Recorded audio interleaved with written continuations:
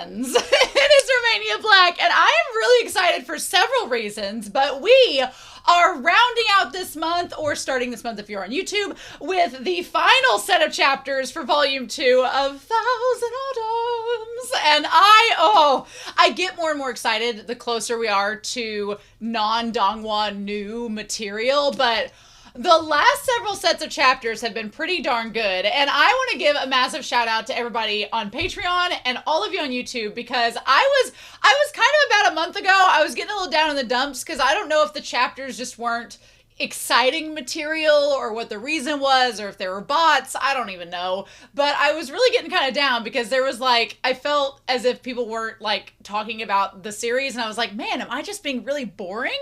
And I was starting to get down on myself and being like, do I need to keep reading? I don't know, do people want to watch this? And then the last few weeks, y'all came out in droves to comment, to support the series, to say that you enjoy the format of it, and that has given me a big motivational boost because, I enjoy this story so much and I love reading it, but it does take a lot of time to put these videos together, and it is a lot of hours of my day, and it's a labor of love, and when you do it and there's not a response, sometimes you do feel as if you're just kind of nobody cares. So it's why do you do it? And so why don't you go read it on your own time? And so it is very good to see that you all do care about the series. You do care about the reactions and discussions, and you enjoy what I do. So thank you. And somebody was like, well, sometimes I don't have things to comment during the week. You don't ever have to give lengthy comments. I love long comments. Y'all know how I do. But, just saying hey, good job.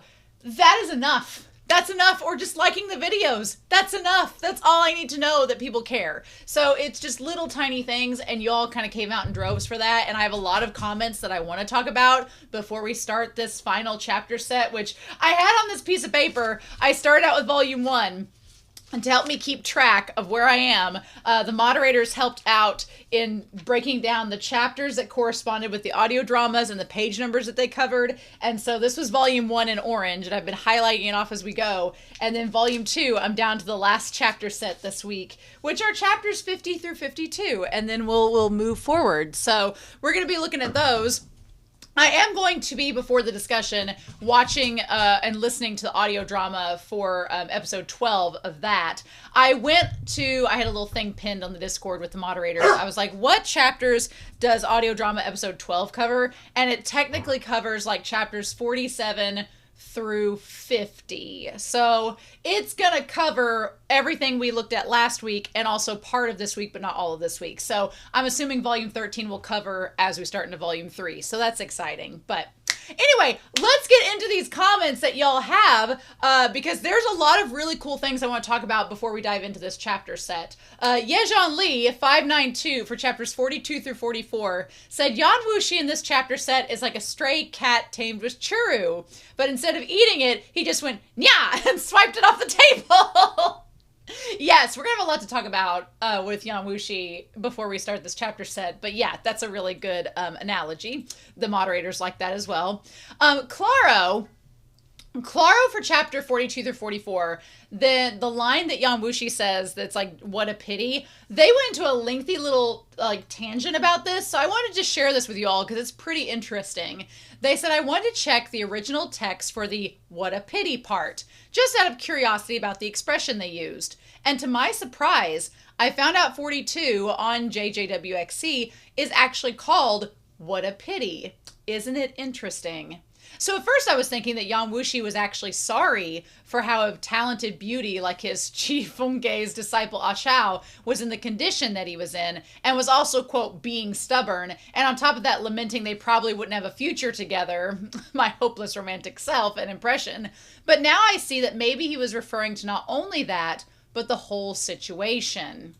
Like Ah Chao's reaction to the cave incident, choosing to protect him at the risk of his own life, something he seemingly despises. Yeah, Yan Wushi is not about you risking your life for him. He don't like that. He doesn't want to be in debt to somebody.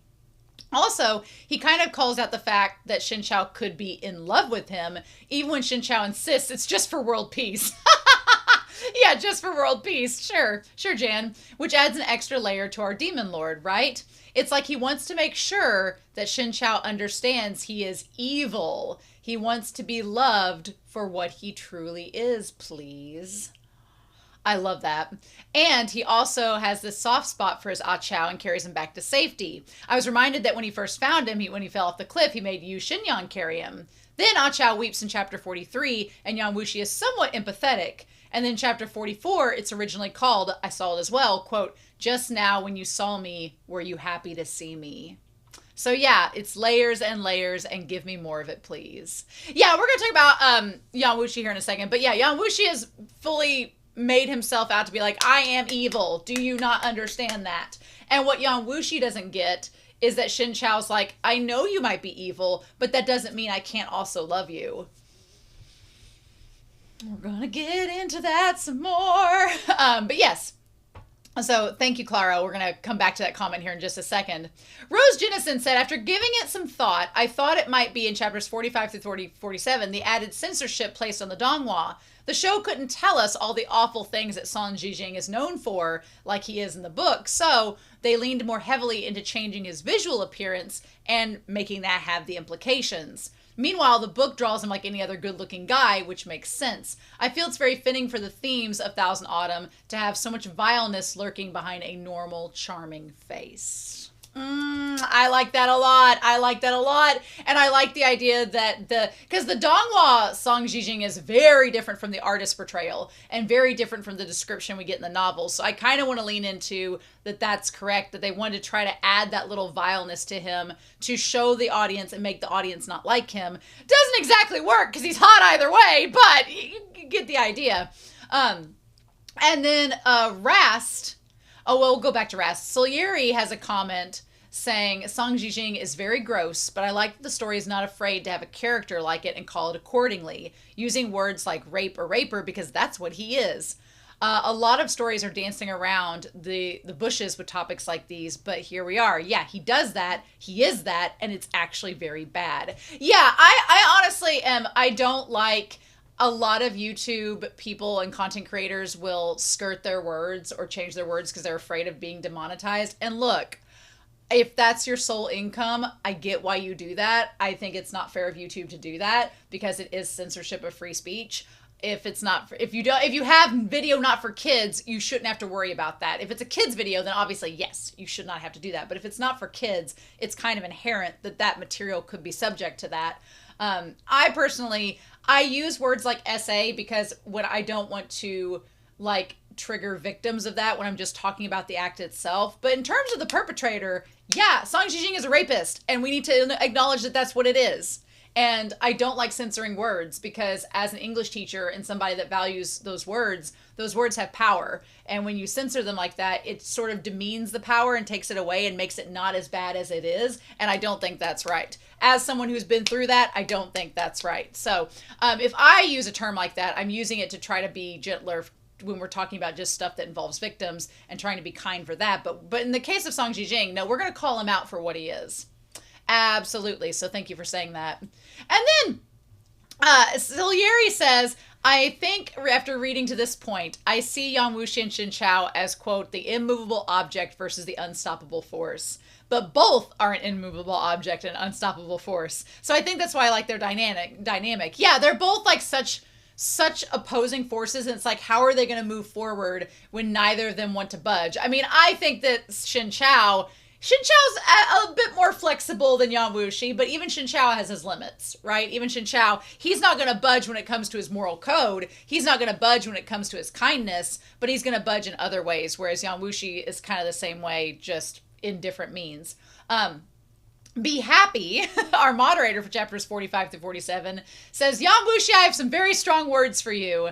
I get that our demon sect master gets scared of feelings, but man, giving Shen Qiao to Song Jijing, be it as punishment because he made you feel things, or as a way to push him and to surpass himself, or even for pettiness alone, is a jerk move. Yeah, it's not a good move. It's not a good move. I think Shen Qiao's method is going to be to kill with kindness and show that it didn't do anything and like, nah, now what? But yeah, Yan Wushi needs to be held accountable for his actions, and I think he knows that.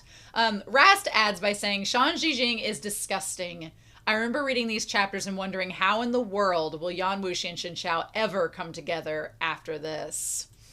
Might be surprised. Might be surprised. Here's my thing. I view it as it's kind of like a Beauty and the Beast story. If you've ever watched Disney's Beauty and the Beast, I'm going to break it down because I take issue when people say that Beauty and the Beast is like a Stockholm Syndrome story. No.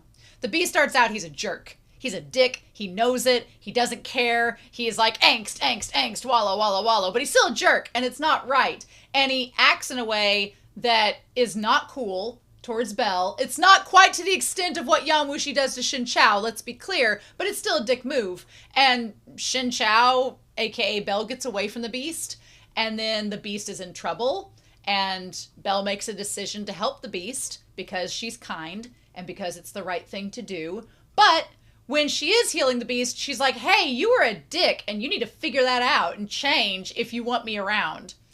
And what does the Beast do? He does some soul searching, and he figures out he was a dick, and he changes his ways.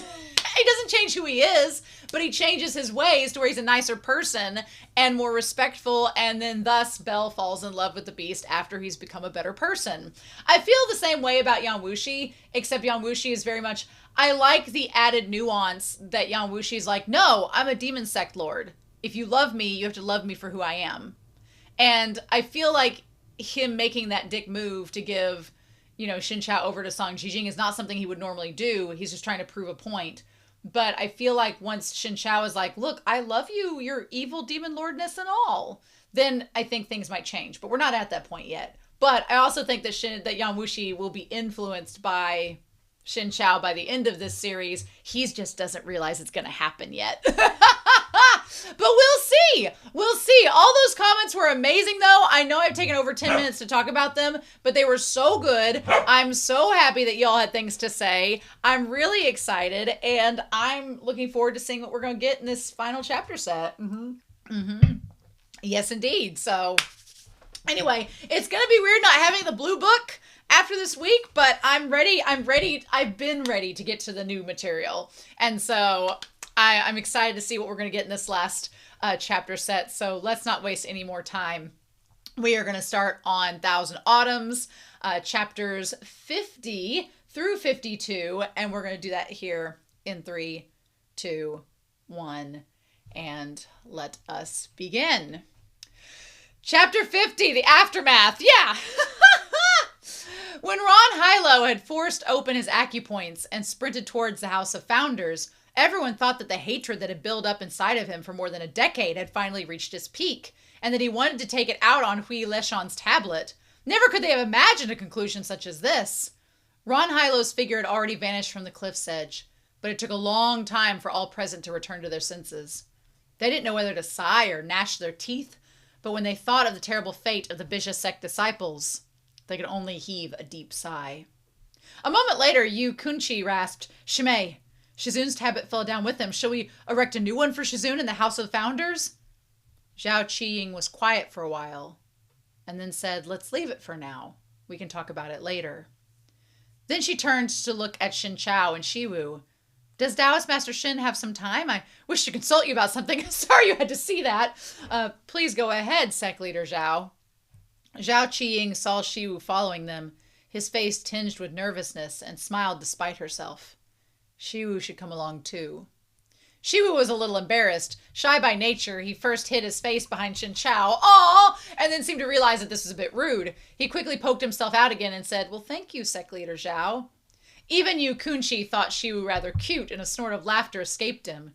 But he'd forgotten about his internal injuries. Right after laughing, he hissed harshly in pain. I told you to rest, but you didn't listen, said Zhao Qiying. In that case, you can come too. Zhao Qiying shook her head clearly near the end of her rope with this Shizhong. She gestured ahead with her left hand. This way, Taoist Master Shen. She led the three of them to Bixia Sect's Jinyang Pavilion. This was where the sect leader would normally entertain honored guests. It had been a long time since the last guest. Few came after Bixia Sect's decline. Entering it, they could smell the faint scent of cold desolation. Ooh, I know that musty smell of isolation and, abandonment. I know that smell. Shen Qiao and Shiwu had just taken their seats when they saw Zhao Qiying kneel before them with a solemn expression, then bow with her head to the ground in Shen Qiao's direction. Why are you bowing so deeply? Shen Qiao was shocked. He stood and moved to pull her up, but Zhao Zhijing stopped him. Xizang and Yanbai have already told me. You brought Shiwu all the way from Yacheng to Bixia Sect just to fulfill what Zhu Xizang entrusted you with before his passing. A promise is worth 1,000 gold, and you are a man of your word. You deserve this bow of respect from me. Shen Qiao smiled, anguished. Your honored sect was in the middle of a crisis, so I couldn't explain in full. Sect leader Zhao and Elder Yu probably don't know, but Zhu Xiang died because of me. He told them how he'd been severely wounded in the fight with Song Jijing, and how after his close shave with death he'd hidden himself in the mountains. How Shiwu had saved him, and how the abbot and his disciples had taken him in, bringing that fatal calamity to their door. For Shiwu, recalling it all again was utterly agonizing. It meant scene after scene of blood and tears. But Shen Qiao had taught him courage, and he was no longer the child who'd burst into tears at the drop of a hat. Now he forced his sorrow down, clenched his hand into fists, and spoke not a single word. Once Shen Qiao was finished, a heavy silence settled over Zhuyang Pavilion. After a moment, Zhao Qiying said sternly, "These are two separate matters. No one could have predicted Zhu Shishu's death, and it's the last thing he wanted to happen. He proudly walked to his death, so I trust he was perfectly willing. No one could have stopped him, and he achieved what he wanted to. How can Taoist Master Shen say it was because of you? Heiwan's sect knew Zhu Zhejiang was from Bixia Sect, and they still murdered him ruthlessly. The debt is on their head, not yours." The more reasonable she was, the guiltier Shen Qiao became. He was happy to treat others with kindness, and he didn't care how much he gained or lost in exchange, but when other people returned him a similar kindness, to the point where they were willing to die for him, it was far harder for him to simply receiving nothing in the first place. Wow, that's interesting in comparison to Yan Wushi. We need to talk about that in the discussion. As if sensing Shen Qiao's thoughts, Shiwu reached out to hold his hand. A small patch of warmth lay snug in his palm. Shen Qiao squeezed Shiwu's hand back, enveloping that warmth within his own hand. I'm very grateful for Sect Leader Zhao's consideration, but I did cause this, so I should be the one to resolve it. It is no concern of Bixia sects. Witnessing their deep affection for each other as if they couldn't stand apart, Zhao Qiying began to think to herself. At the same time, she asked, "Was Zhu Shishu's last request for Shiwu to join Bixia Sect?" "Yes," said Shen Qiao. Though Zhu Zhang left the sect for his own reasons and never returned, he always considered himself a member of Bixia Sect at heart. Zhao Qiying took the wooden plaque Shiwu handed over and brushed over the Zhu character at the top. For a moment, a trace of sorrow flitted across her expression, which was normally so calm and composed. "Once Bixia Sect had members who ranked in the top 10 too," she said. "But with our internal feuds, our talent waned, declining every day. What happened today was like piling frost atop snow. Disaster atop a disaster. Fan Yuanbei took a count just now.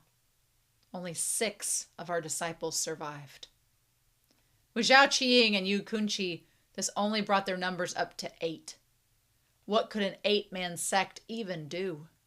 If they didn't produce any reasonably talented disciples, then even if nobody attacked them again, their sect would be gone within the next decade, living on only in name. Yu Kunqi's heart ached at her words. He tried rather unconvincingly to add another person to their numbers. "I have another disciple in Yacheng." A memory stirred in Shen Qiao. "Does Yu Zhang mean Han Ying?" "Correct," said Yu Kunqi. "Her father is the palace attendant of Qi, Han Feng. She's decently talented, but due to her special status, I didn't take her as my personal disciple. I treated her like an external disciple and taught her a little in that way. Has Taoist Master Shen met her?" "I had the pleasure of meeting her once," said Shen Qiao. He'd only been able to meet Han Ying because Yan Wushi had saved him. And the only reason he was here now was because Yan Wushi had handed him to Song Jijing. All these causes and effects seemed obscurely interconnected. In the end, perhaps it was impossible to separate any of it from that one particular name. Shen Qiao suddenly remembered what Pu Anmi had said, that soon Yan Wushi wouldn't be able to save even himself. And Bai Rong had once said something similar. Of course, someone as capricious and unbridled as Yan Wushi had countless enemies, but if you asked Shen Qiao who in this world was truly capable of killing him, he wouldn't be able to think of one. There might be a flaw somewhere in Yan Wushi's martial arts and his demonic core, but he'd already far surpassed the Zhang Hu's ordinary first-rate experts. It was clear from his duel with Ruyang Kehui. If not for the instability in Yan Wushi's demonic core, Ruyan Kehui probably wouldn't have walked away with only a few months' worth of healing to do. Qifengge was gone, and so was Sui Yuang. There was no one who could match Yan Wushi. As strong as he was, even a resurrected Qifengge and Sui Yuang might not be able to defeat him. But it was clear Pu Anmi already knew of some well-crafted plot. Bairong, too, couldn't have just been speaking nonsense. Shen Qiao frowned and pushed these details to the back of his mind for the moment. Now, whenever he recalled Yan Wushi's name, he felt a strange sensation. It was as if he were back in the forest at the foot of Bailong Mountain. That intense state of mind where he'd blazed with the desire to destroy everything. To perish together with Song Jijing seemed to haunt him ever present. To dismantle everything and rise anew. It sounded so simple, but it almost cost him half a lifetime of hardship, and he'd had to cross the chasm between life and death itself. He'd been more ghost than man, and from there he'd scaled that 1,000-meter cliff face, crawling to the precipice little by little. Now it was all clear blue skies, but back then, the anguish had practically ripped him apart. It'd been a fate worse than death. Shinshi? Shiwu's worried voice floated to him. Shen Qiao offered the boy a comforting smile and showing him that there was nothing wrong. Then he said to Zhao Xijing, Shiwu is at Bixia Sect now, safe and sound. What plans does Sect Leader Zhao have for him? If this humble Taoist can be of any help, please don't hold back, let me know. I indeed have a favor to ask of you, said Zhao Xijing. It's about Shiwu. She met Shen Qiao's perplexed eyes and said, Shiwu already has a Shifu in Bixia Sect. His Shifu is Zhu Shishu. This fact will never change. No one else, including me, has any right to be Shiwu's Shifu. But I know that Taoist Master Shen must have taught Shiwu much during their journey. If Shiwu still needs someone to guide him as he grows up, to teach him martial arts, then I want that person to be you. Shen Qiao was somewhat taken aback. I fear that would go against Zhu Jiang's wishes. Xiao Qiying shook her head. Zhu Shishu wanted Shiwu to return to his sect because he was afraid that Shiwu would have no one to rely on in the future. But with Taoist Master Shen here, Zhu Shishu needs not to worry. Zhu Shishu is gone from this world, but Bixia Sect's gates will always be open to Shiwu, and we won't stop him from taking another master. I can see that Shiwu is clever and talented. At the moment, Bixia Sect is very weak, and we have to start over again from nothing. What's more, I'm not very good at guiding disciples. I fear I'll only waste Shiwu's excellent aptitude.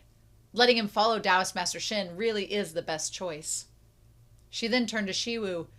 Shiwu, you haven't officially acknowledged Taoist Master Shen as your Shifu, have you? Well, we're here as witnesses today. Why not take the chance to offer your Shifu a cup of tea? Joy bloomed on Shiwu's face. He had to look at Shen Qiao. Can I, Shen-Shi? Shen Qiao couldn't bear to disappoint the boy, so he smiled and nodded, of course.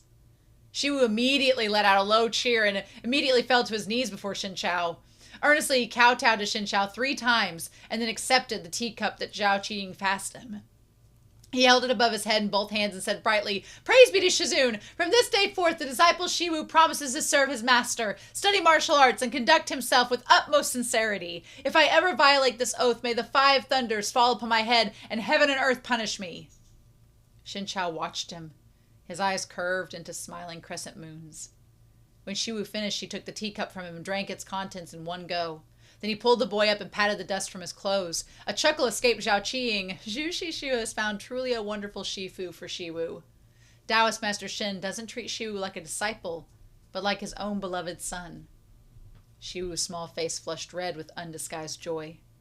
When Shen Qiao and Shiwu's status as master and disciple officially was confirmed, Yu Kunshi turned to more important matters.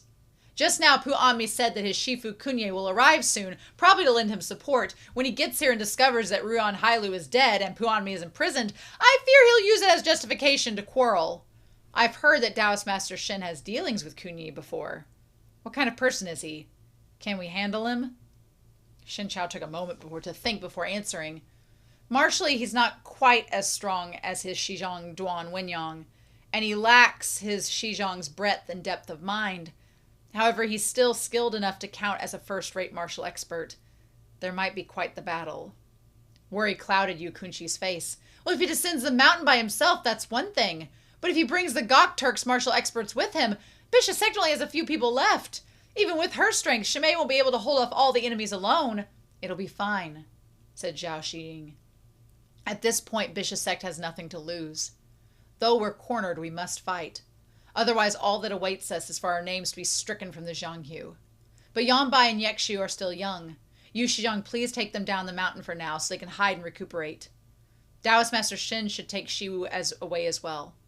I was in seclusion for too long, and all the responsibilities fell to Shizhong. It was a lot of trouble for you. Now I shall undertake everything myself. Yu Kunchi's eyes were red. What are you saying? I'm not leaving. Oh, he likes her. A trace of impatience surfaced on Zhao Qiying's face. You have serious injuries, and even if you do stay, it won't help the situation.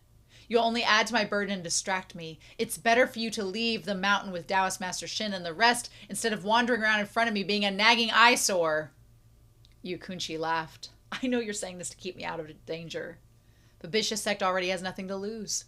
So whether we advance or retreat, we'll do it as one. It was my fault the mountain gates were breached today. I absolutely won't withdraw beforehand.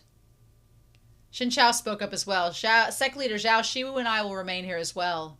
Zhao Xijing frowned, but in the past, I dueled Kunye and fell from a cliff in defeat. Even though there's another story behind that, one which the others need not know, a loss is a loss. If there's another chance to fight Kunye now, I will undertake it with everything I have. Please give me this chance, Sect Leader Zhao. And what if I refuse?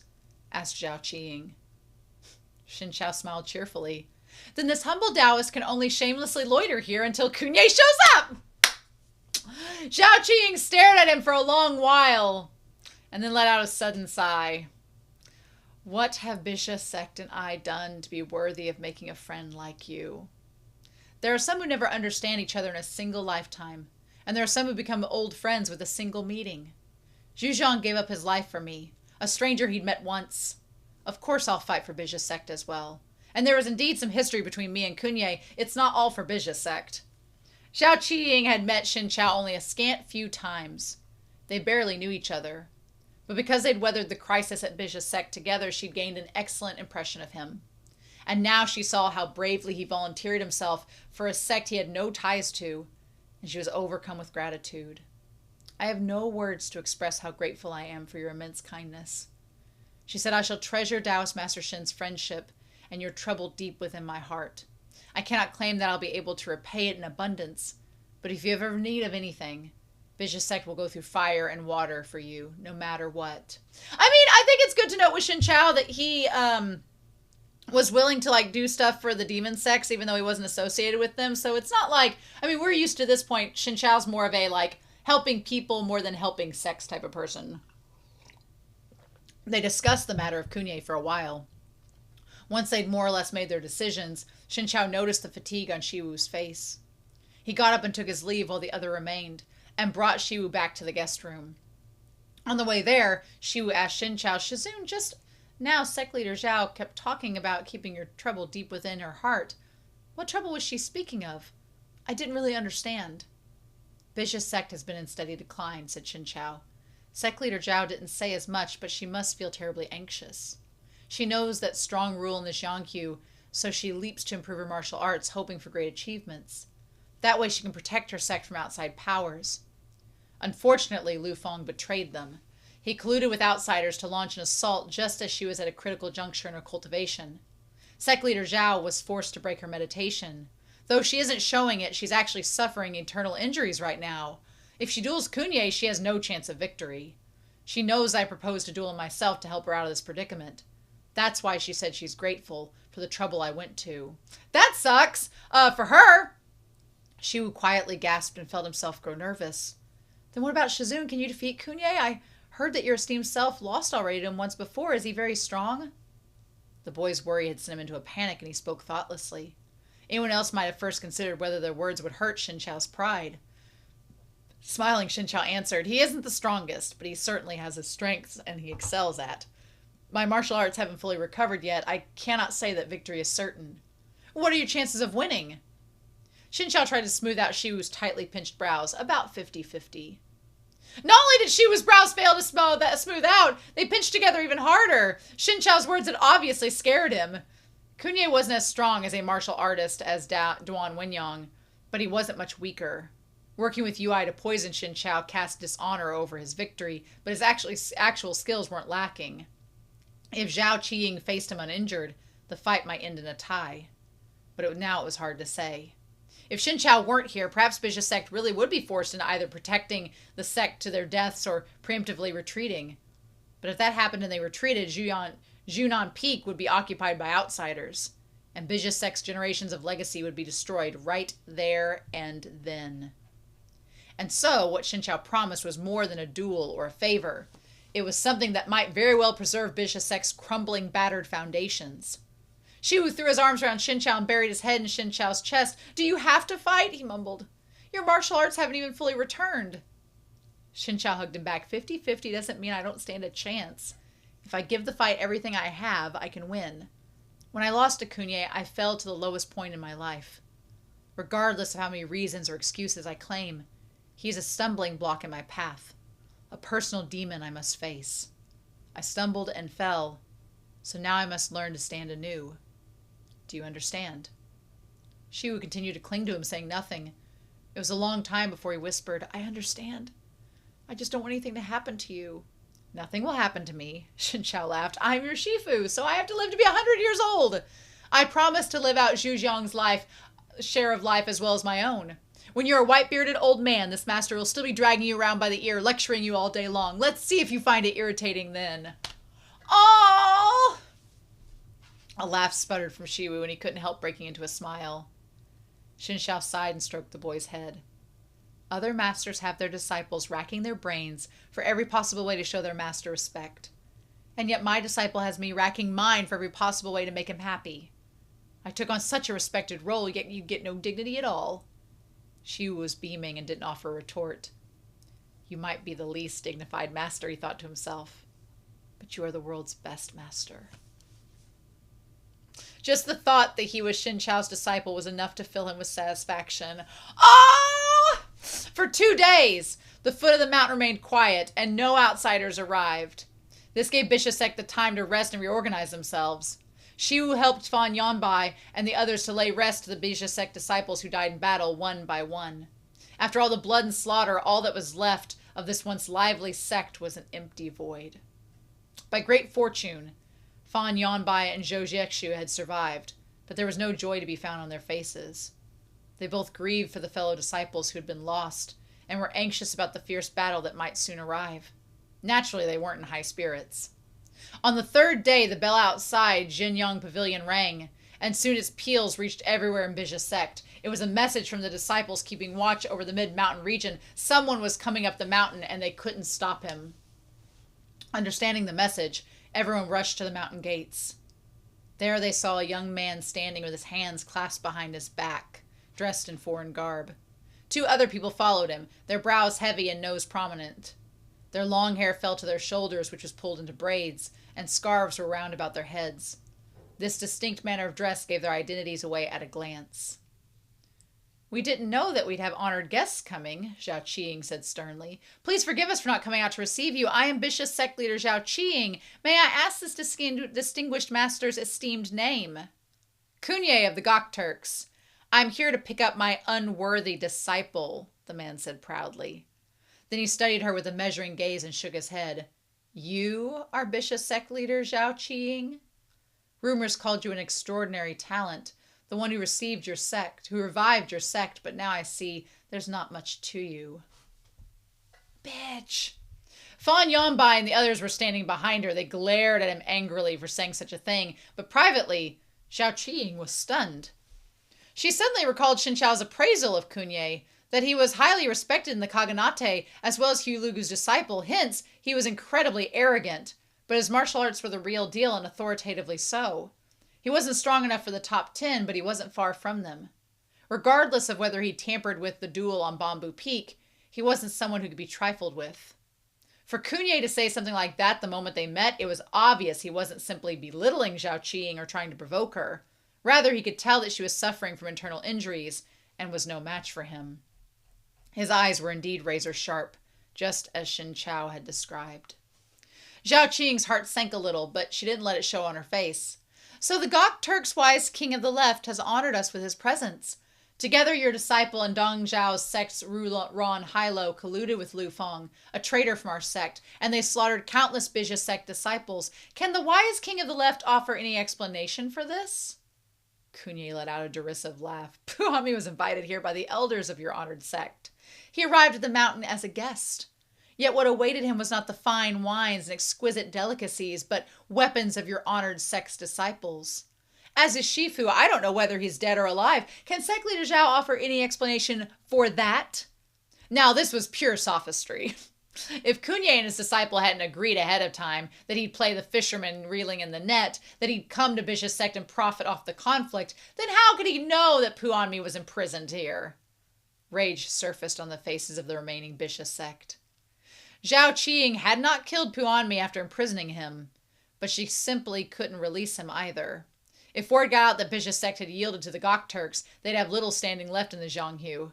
What was more, Puanmi still needed to repay the blood debt that he'd incurred by taking the lives of countless disciples. You and I both know very well what your disciple has done, Zhao Qing said coolly. It's pointless for the wise king of the left to put up such a pretense. As long as a single member of Bixia Sect is still standing, we will not permit you to take Puanmi away. Kunye laughed uproariously like he'd heard some enormous joke. Oh, Zhao Qing, from what I see, there aren't even 10 disciples standing behind you. Bixia Sect has been a sect in name only for some time now. Where did you get the confidence to speak so boldly? If I kill you today, Bixia Sect will be completely ceasing to exist. You can kill people, but you cannot kill their hearts. It was an awfully familiar voice. Kunye's brows twitched involuntarily, and he twisted around to look. A man carrying a sword walked towards him. A face that couldn't have been more familiar, one that Kunye even saw in his dreams. Oh, that line! Because once he had fought this man on Bamboo Peak, and that duel had caught the eye of the entire world, and with that Kunye had soared to fame all across the Central Plains. And with that, the man before him had been utterly disgraced and lost all his martial arts. Though he'd been fortunate enough to survive, all that had remained to him for the rest of his life was to waste away, gasping feebly for breath. Shen Qiao. Kunye forced the name out between gritted teeth. His voice was layered with emotions so complex even Kunye himself couldn't have described him. I trust that you've been well, Kunye. Look at him walking up like freaking Clint Eastwood. What is this? Shen Qiao nodded towards him, the same as he'd done the day on Bamboo Peak. But Shen Qiao had been a grandmaster then, helming a sect, someone the entire world admired. And Kunye had just entered the Central Plains and hadn't made his name.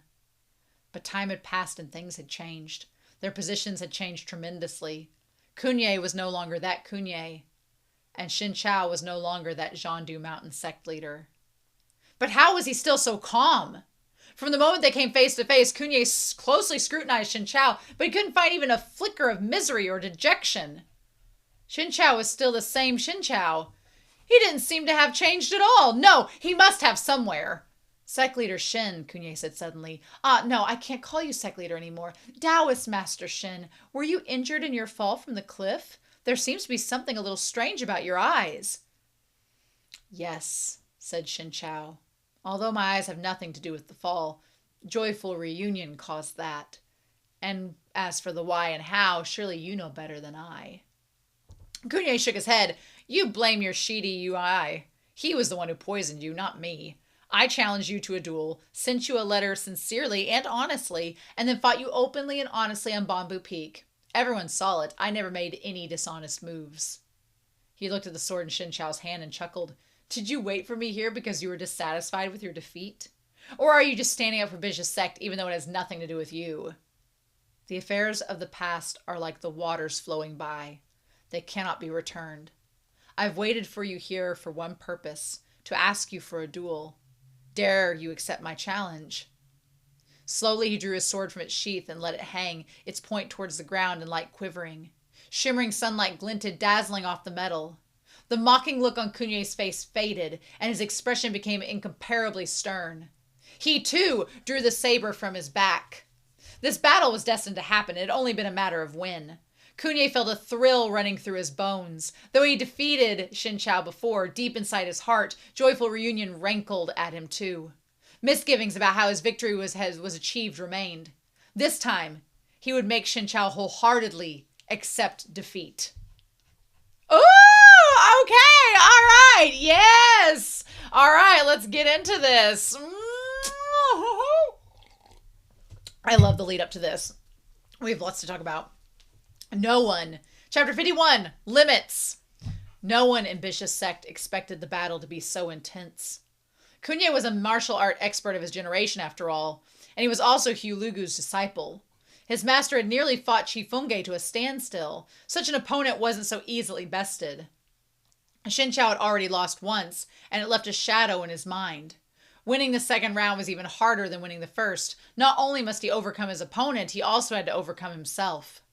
Though Bixia Sect disciples were worried, they took heart from seeing their sect leader standing next to him.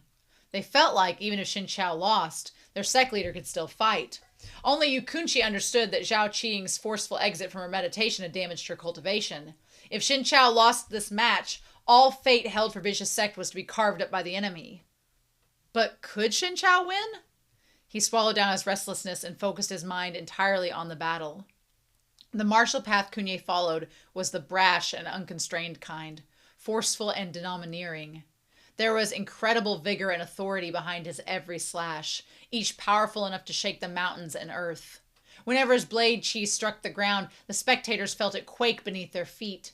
As the saber whistled through the air, the sound shrilly droned in their ears. Those with poorer martial foundations were covering their ears already, unable to bear it.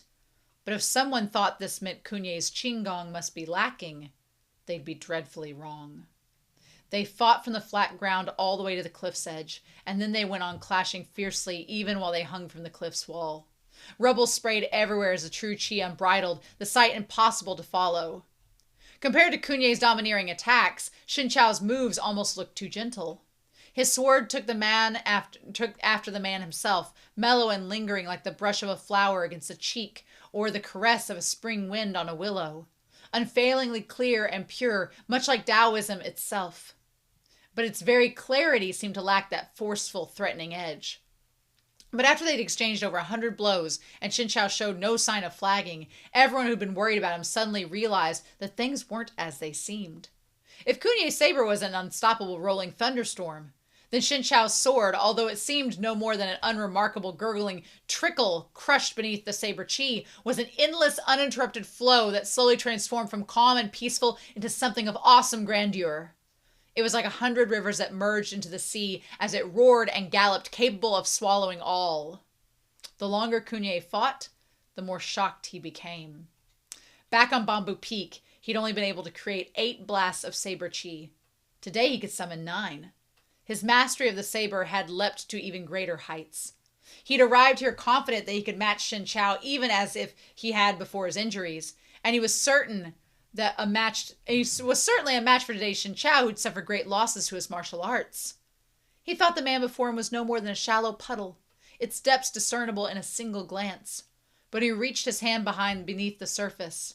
He found that no matter what he did, its bottom remained out of reach. This shadow puddle was in fact a deep pool. Zhandu Mountain's set of qinggong techniques, A Rainbow Stretches Across the Heavens, was true to its name.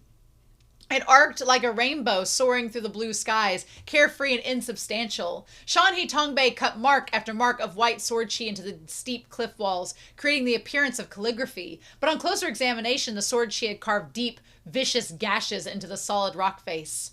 If the gouges were cut into a person, their bones would show through the rent flesh, and their blood would pour into rivers. From afar, the weapons flashed and danced, their glinting contours overlapping. Yet the savage saber chi seemed to be totally unable to gain the upper hand. Kunye breathed a sigh of relief. He turned to Zhao Qing. Shimei, I feel like Taoist Master Shen should be able to win this time, right? Don't jinx this, Kunye! Zhao Qing shook her head. It won't be that easy, did you notice? Kunye can create 9 bursts of chi with his saber now. That is the equivalent of the highest level of sword intent, with his last burst the most powerful of all. A slash of his saber gives birth to thousands of massively destructive afterimages. But he's only done this once, and that was the one attack against Taoist Master Shen that he nearly failed to block. It's interesting, the number 9. I feel like in another series that I'm watching that's a Donghua, there are like 9 stages of 9 sequences of a power, and here there are 9 blasts of chi from the saber, and then you have 9 levels of descending phoenix. So the number 9 must be very pertinent in Chinese mythology. Involuntarily, Yun Kunchi gasped, his heart in his throat once again. Is he trying to exhaust Taoist Master Shen's true chi? He is, said Zhao Qing. When it comes to true chi, Taoist Master Shen is no match for Kunye now. The longer the fight goes on, the worse it will be for him. Yu Kunchi began to panic a little. Well, then what should we do? Doesn't Taoist Master Shen realize what's going on? Is he just going to let Kunye get away with it? Zhao Qing didn't answer. Naturally, she didn't believe that Shen Qiao hadn't seen through this tactic, but she also couldn't tell what he had planned. In truth, Shen Qiao was also probing. He was probing his own limits. The Zhuyang strategy was capable of rebuilding his foundations, of forging his muscles and bones. Since the Zhuyang strategy combined the strengths of the 3 schools of thought, the internal cultivation it produced must in turn carry the characteristics of all 3 schools. Taoism extolled the greatest virtue was to be like water. To strive was not to strive. This was in perfect harmony with his original style of swordplay. They came from the same source, so he had no problem executing it. Buddhism praised solemnity and reverence. There was the terrifying glare of Vajrapani, but was also the gentle submissiveness of the oh man, this word! I'm thinking a word of honor of Bodhisattvas. I'm going to have to look it up. It was something unspeakably profound. Bodhisattvas. The Zhuyang strategy integrated this concept into its true chi. Hard to Taoism soft, a perfect coupling of strength and gentleness. The 2 coexisted in harmony, embedding a core of iron into his flexible sword strikes, letting them swift freely between a murmuring stream and a turbulent ocean tide. Confucianism was a bit more miscellaneous in its contents. When Tao Hongjing had penned the Zhuyang strategy, he'd taken from Confucianism its kindly tolerance and used that to adjust and combine the strengths of all the schools. When a practitioner exhausted their true chi, their dantian would continuously refine more. It was like a barren tree blooming anew in spring, returning the dead to life. Before Shen Qiao had Zhangdu Mountain's true chi in his foundation. When he first cultivated the Zhuyang strategy, he'd made surprisingly little progress. Only now, as he recultivated everything from scratch, did he realize what was wondrous about the Zhuyang strategy. Indeed, it deserved to be named the world's most extraordinary book. The many people who fought over it likely didn't even grasp what was truly profound about it. Even more incredibly, Tao Hongjing must have known when he penned the Zhuyang strategy that it would be impossible to preserve a book during such tumultuous times.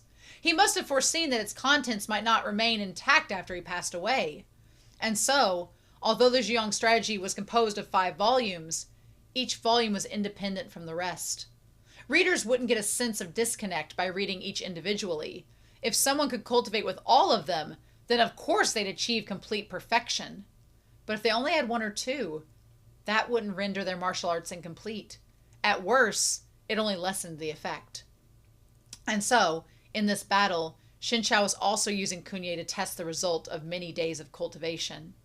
Day-to-day sparring could never bring out the full extent of his abilities. Only by facing a true life-or-death crisis could he plumb the actual depths of his potential, allowing him to ascend to an entirely new echelon. Well, I wonder if Yan Wushi was intending that with San Zhijing, but we'll talk about that in the discussion. The martial path was like rowing a boat upstream.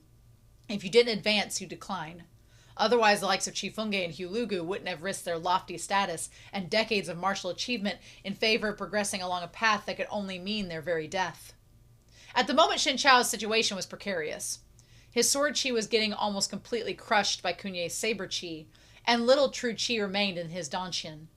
Nearly depleted, his attacks were much slower than before, and the power of his sword chi was gradually waning. It seemed he might lose at any moment. Kunye slashed at him, and a terrifying burst of true chi exploded outward. His saber intent transformed into an all-encompassing net that surrounded and enveloped Shen Qiao. Its energy arced in at him, strong enough to incinerate the brush to ashes and transform rivers to vapors. 100 birds were snuffed out in an instant. Oh my god, the birds! Not the birds! This was the 9th blast of saber chi that Kunye took so much pride in. Hemmed in on all sides, it seemed there was no way out but to take on that ferocious saber chi head on. Kunye was indeed a worthy disciple of Hu Lugu. Nearly nobody in all the land could withstand such a slash from him. With his body suspended in midair, he channeled all his true chi into his blade and then swung it down over Shen Qiao's head, his spirit so magnificent it seemed he might slice the sun and moon into two. Shu's eyes were wide. Staring unswervingly across the chasm at the two on the other side, he forgot to breathe. He wanted Shen Qiao to win more than anyone else, but even he, a pure novice in martial arts, could see how dire the situation was. Above Shen Qiao were the boundless heavens. Beneath him was a bottomless abyss. In all of heaven and earth, the only place he could stand was on this precipitous cliff, dozens of meters tall. At this moment, he hung by a thread, and there was no time to escape with his qinggong. What in the world could he do to block his opponent's all-out strike? Zhao Qing's brows pinched, and she couldn't help but reach over to cover Shifu's eyes. She didn't want him to see his Shifu's blood splatter. Shifu had already lost one Shifu, one dear person. He wouldn't be able to withstand losing another. She was overcome with regret. She should have been the one to fight in his place. If she'd known this would happen, she never would have agreed to Shen Qiao's request. Because he'd been so calm and composed, she thought that he had some secret weapon to use against Kunye. She never expected Shen Qiao to actually fight for his life, to end up in such a perilous spot. The saber chi was as swift as lightning. In an instant, it had reached the tip of his brows. But Shen Qiao's breathing slowed, and he closed his eyes. He didn't choose to flee. He raised his sword to meet it. To know the world, one must first know themselves. Then they must forget themselves. Once they forget both the world and themselves, never again would they be moved by worldly gains and losses. Shanhe Tongbei transformed into a brilliant ray of light, a sword glare. Wrapped within it, Shen Qiao's silhouette disappeared. The confident smile curving Kunye's lips suddenly froze. His saber chi couldn't advance even an inch further. Shen Qiao's sword speared through Kunye's saber chi and pierced straight at his chest. No! Abruptly, Kunye turned, swinging his Luishang saber with him horizontally. Sure enough, Shen Qiao appeared behind him, and his white sword intent transformed into two intersecting rays that managed to crush his saber entirely. Impossible! The refutation flashed through Kunye's mind. But he didn't have time to think anymore. Using his momentum, he leapt dozens of feet into the air, and then turned and struck at the rocky wall behind him. The mountain stone immediately gave way, and with a thunderous roar, rubbles of all sizes crashed down. With another leap, he landed atop the cliff. He swept his gaze downward, but he couldn't find a trace of his opponent amongst the falling boulders and debris. But just then an alarm sounded in his mind. Kunye sent another slash behind him, but his strike didn't connect with the enemy. Instead, an excruciatingly pain burst into his back. Shen Qiao had been even faster, and it was clear he'd anticipated Kunye's every move. Oh, that looks so good! Oh, damn! Damn! Wow, and that piercing. This was impossible! Impossible! He thought Shen Qiao had achieved the echelon of sword intent, but this was clearly not sword intent. To know others was to know oneself. When one understood the minds of others, one would understand their own. Where the sword was, the Tao was. It was a spiritual link, drawing together the immortal's body and the Buddha's heart. Sword heart! This was unmistakably sword heart! Shen Qiao had actually managed to attain it! At this realization, Kunye fled forward like a madman. The prickling pain followed him like a shadow. It never stopped, as if to securely tie him by a string, and he was the puppet on the other end, unable to escape its control. It was a horrific sensation. Kunye had never been so terrified, not even when Yan Wushi had been chasing him. Yan Wushi hadn't wanted to kill him. He'd only done it to probe Kunye's martial arts. Kunye had understood that, so he never used his full strength. But this time was different. He'd tried to kill Shen Qiao. Of course Shen Qiao could kill him too. There was no luck to be had when both parties gave the fight their all. Given some time, this Shen Qiao would surely become a terrifying enemy. But the future was too distant to Kunye. Right now he needed to escape. Unable to help himself, he cried, "I've lost! I admit defeat! Don't kill me!" The prickling pain remained, but its intensity plummeted. Kunye didn't dare let down his guard. He babbled again, "I have to tell you something. It has to do with Yan Wushi. He scorned and humiliated you, but his death is near at hand. Don't you want to kill him yourself?" A sword glare swept past his hair and slammed hard against the trunk of the tree in front of him, splitting it in two instantly. Kunye could feel a wave of pain prickle along his ear and cheek. It was definitely from the sword glare, but if he hadn't spoken up, the tree wouldn't have been the only thing split in two. His strength spent, he stopped, turning to slump against the stone wall behind him. He didn't even bother to wipe the blood from his blade, but simply thrust his saber into the ground, panting like mad. He could almost hear his thundering away in his chest. "I've lost, you've won!" He never would have guessed that Shen Qiao could attain the echelon of sword heart. For now, all he could think about was how he narrowly had escaped death. Lingering fear still gnawed at his heart. He also knew that the moment he surrendered to Shen Qiao, someone who faithfully adhered to the martial code of honor, his opponent would give up his ruthless pursuit. Such a man would never strike him while he was down. Chief Funke or Hulugu would have done the same. "Have you ever heard of the Coiled Dragon Assembly?" Shen Qiao didn't reply. It was obvious he was waiting for Kunye to continue. Kunye gasped down another breath. "The royal capital of Tuyuhun, Fuchi, will hold a grand gathering on the 9th of September. That is the Coiled Dragon Assembly. Every year merchants from all across the land gather there, and there are always rare treasures revealed and auctioned off to the highest bidder. I heard that one of this year's items belonged to Yan Wushi's late mother." Shen Qiao frowned slightly. Sensing Shen Qiao's confusion, Kunye sneered. "My Shizhong told me that Yan Wushi's original family name was Ji. Rumor has it he's from Qin Commandery's Ji clan." The Ji family rose to power during the Wei and Jin dynasties. Back then, they and the Wang family were the most powerful and influential clans in all the land, and the most famous person among them was Ji. Jian. Still, with time came change, and the Ji clan's glory slowly waned. Today, the Ji clan was in the midst of a gradual decline, but as the saying went, a starving camel was larger than a horse. They still had a fair amount of renown in the southeastern regions. And this type of reputation was completely unrelated to the Zhonghu. It was built atop the scholar class in the imperial courts. But Shen Qiao had made an even deeper connection. "This matter must be top secret. Your people spend most of your time on the grasslands beyond the Great Wall, totally uninvolved in the Central Plains. How'd you come by this information? Unless someone else told you." "That's right," said Kunye. "Yan Wushi has made great many enemies, and none of them will be satisfied until he's dead. On the 9th of September, many outstanding talents will gather in Fuchi. 5 of the world's most powerful experts will fall upon Yan Wushi and kill him. He might be a peerless martial artist, but he can't save himself this time, not even if he has grown wings. Yan Wushi had you dancing in the palm of his hand, so I trust that you'd be happy to head to Fuchi and witness his death with your own eyes, no?" All of a sudden, Shen Qiao said, "I finally understand." "Understand what?" "Out of all the nations, Zhao has the best chance of unifying the land. You and Yang allied with Qin to invade Qi, crushing them like a stalk of bamboo. Qi's destruction is imminent. Zhou's next target must be either the Khaganate or the Qin dynasty. Huan Yu's sect is supporting Yu and Yang, so if you want to kill Yu and Yang, you must first kill Yan Wushi. That's why you collaborated with Linchan Academy, all for the purpose of killing Yan Wushi. Linchan Academy is highly influential in southern Qin, so of course they would look into Yan Wushi's background for you." At this point, Kunye no longer tried to hide it. "You're mostly right, but it wasn't Linchan Academy who helped us investigate Yan Wushi's background. It was the Liuhe Guild. As I said, Yan Wushi has made a great many enemies.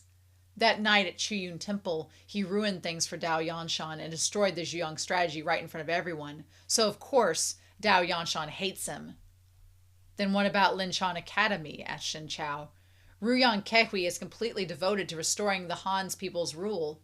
If the opportunity to destroy Yan Wushi and break one of Yu and Yang's limbs arose, he'd never just stand by and watch. He dueled Yan Wushi in Qin months ago, so he could probe Yan Wushi's strength and to prepare for the group assault on the 9th of September. "Correct. But Ruyang Kehui was injured in that battle, so he can't attend the gathering in Fuchi. Who else will be there other than Dao Yanshan and Duan Wenyang?" "Your Shidi Ui, Fajing sect leader Guan Lingsan, and the former state preceptor of Zhou, Buddhist master Zhu Ting." Every name he spoke was more frightening than the last. But thinking about it carefully, they weren't unexpected. Ui had already been collaborating with the Gok Turks, so when Duan Wenyang invited him along on this, naturally he'd been happy to help. the three demonics, and plus there's a whole thing of him and Yan Wushi's, anyway. The three demonic sects had always been enemies. Once Yan Wushi was dead, Huan Yu's sect would be leaderless. Heiwan sect was suffering from internal feuds, so Fajing sect would finally win the chance to lift their heads. Of course, Guan Lingshan would involve himself. As for Buddhist master Zhu Ting, he'd once been Yuan Hu's state preceptor.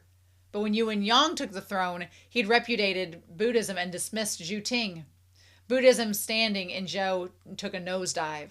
So Buddhist master Zhu Ting would join in the battle as well, either for the sake of his school or to eliminate demons.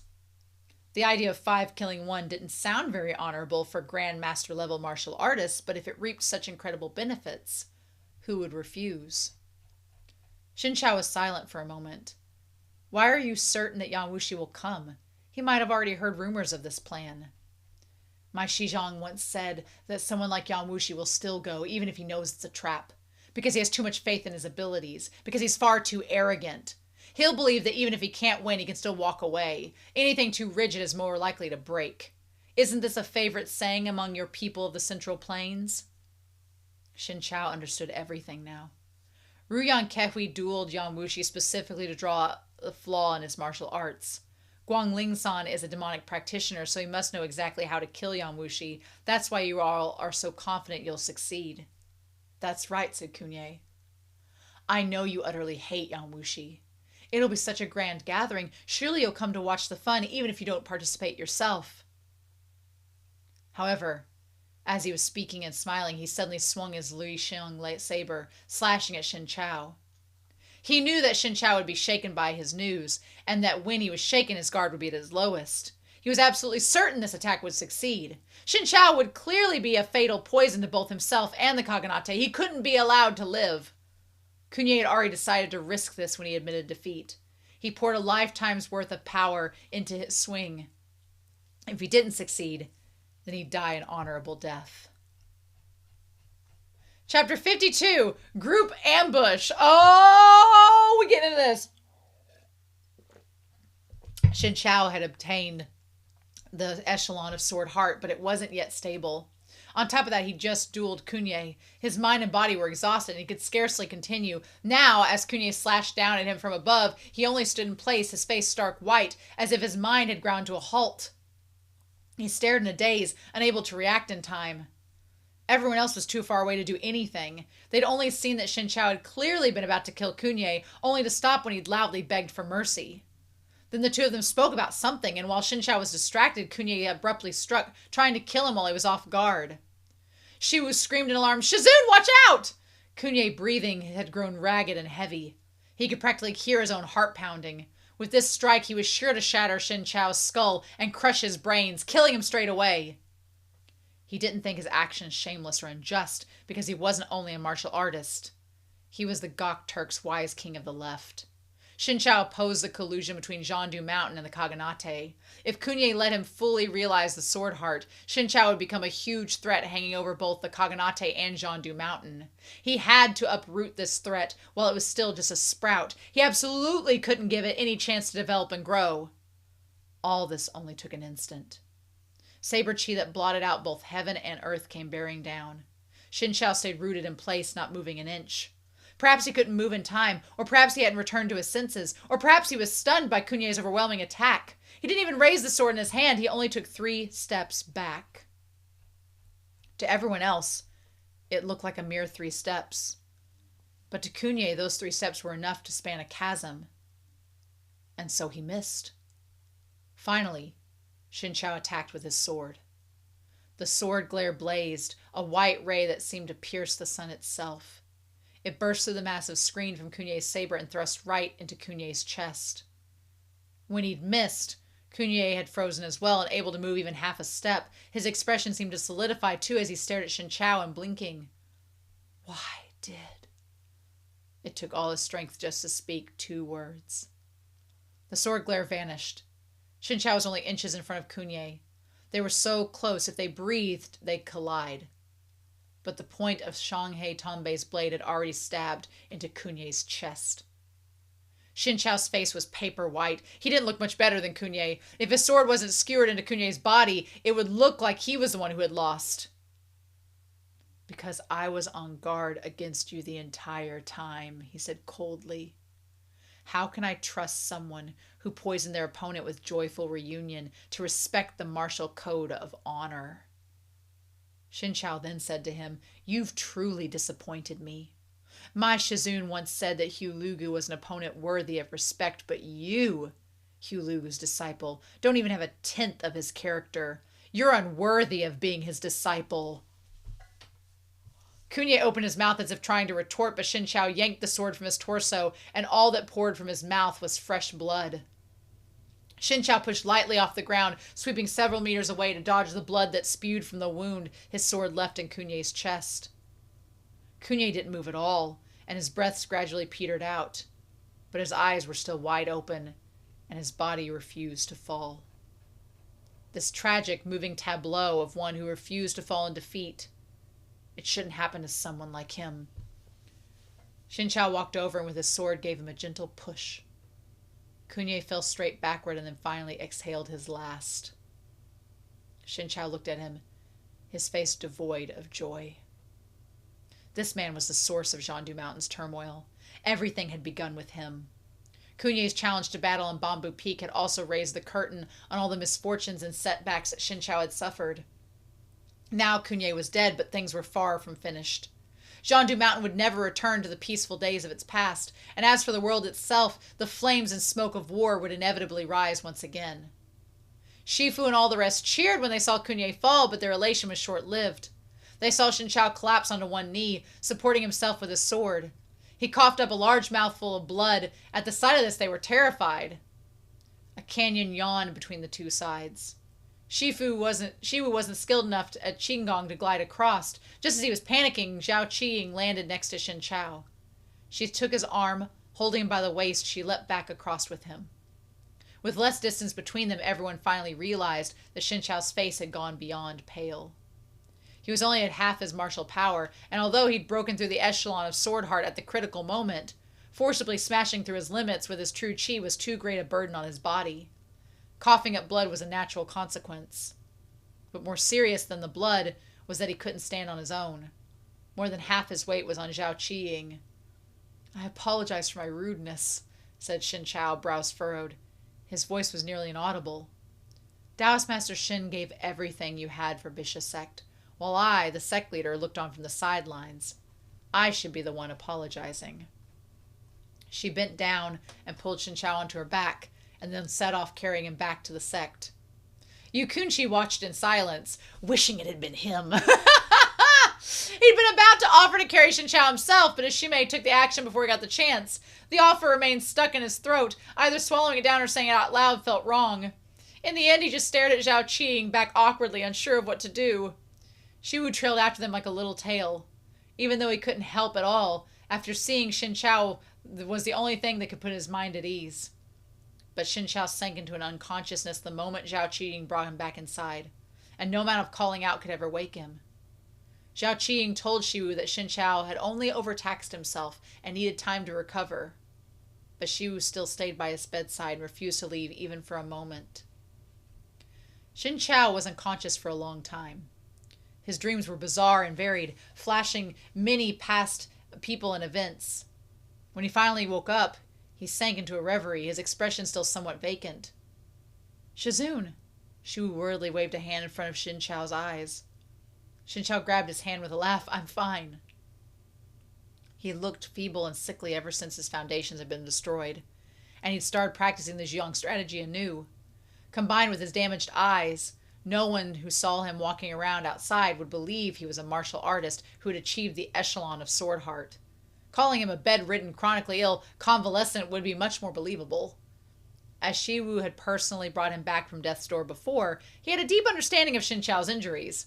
Deep down, he was constantly terrified that Shen Qiao might collapse at any moment. Shen Qiao must have sensed his mood because he stroked the boy's head and asked, Is Kunye dead? Shiwu nodded. He is. Sect leader Zhao confirmed it herself. Shen Qiao released a slow breath of relief. It wasn't yet a year since the duel on Bamboo Peak, but so many things had happened during that span. When he looked back, it felt just like yesterday. Shiwu, if someone handed you over to a cruel and evil man, And that led to the destructions of your foundation. Oh, he's saying this to Shiwu. Shiwu, if someone handed you over to a cruel and evil man, and that led to the destruction of your foundations and Taoist core, would you hate him? Shiwu nodded. I would. Now that great someone is in great danger. If you stand by and watch him die, many innocent people can end up losing their lives or becoming destitute drifters. Would you save him then? Shiwu frowned as hard as he thought and thought. It was obvious this question was a bit too complex and abstract for a boy his age. The most complicated, most tragic thing he'd gone through were the deaths of Zhu Lingchan and Chu Yi. A laugh escaped over Shen Qiao. He already knew the answer, so why go and trouble a child over it? Shiwu was perceptive. He raised his head and asked, Shizun, are you going to save him? Was he the one who almost got you killed? Shen Qiao nodded. He didn't hide it. Yes. Shiwu was furious. Well, someone that cruel-hearted doesn't deserve to be saved. Shen Qiao shook his head. He's not cruel-hearted. He never had a heart in the first place. He treats everyone in the world with the same callousness, and he'll never be particularly gentle towards anyone. But I didn't understand that part. I thought that even the hardest of hearts could be thawed one day. I took him for a friend, and I believed that he should do the same, but that belief was unrequited. If you took him for a friend, shouldn't he take you as his friend too? Shen Qiao laughed. No. In this world, there are many, many situations where giving someone something doesn't necessarily mean you'll receive anything in return. Oh, we're going to talk about that. When you choose to give, you must remember this, or else the only one hurt will be you. Somehow, Shiwu felt like there was a deeper meaning to Shen Qiao's words and smiled, but he could barely understand what Shen Qiao had told him in the first place, let alone grasp the implications behind the message. That means you're going down to the mountain to save that man. Shen Qiao was silent for a long time. Yes, he said. Well, I'll go with you, cried Shiwu without the slightest hesitation. That was the last thing he said to Shen Qiao while conscious. Zhao Qing took a sleeping Shiwu from Shen Qiao's arms. His sleep acupoint had been pressed. Must you do this? She sighed. Even if you can't bear to part, parting must arrive, said Shen Qiao. Shiwu is still young, and my journey will be full of dangers. I absolutely cannot let him come with me. He'll understand once he wakes up. I entrust Shiwu to sect leader Zhao. Please allow me to apologize once again. He cupped his hands at Zhao Qing and bowed deeply. Why does Taoist Master Shen insist on doing something so dangerous? Asked Zhao Qing. When you know the mountain has tigers, why insist on climbing it? You and Yang might not be an enlightened ruler. No matter how the world changes, it has nothing to do with us. If you focus on cultivating in Bixia Sect, then with your abilities, breaking through sword heart and attaining the echelon of sword spirit would be just around the corner. Shen Qiao gave a self-deprecating smile. There are certain things in this world that a person must do, even if they know it's impossible. Perhaps the results won't be as you wish, but I won't give up as long as a strand of hope remains. Perhaps I'm just foolish and naive. Zhao Qing was silent for a while and then heaved a long sigh. You're not foolish and naive. You know all the dangers and consequences, yet you go on unflinching in your pursuit of righteousness.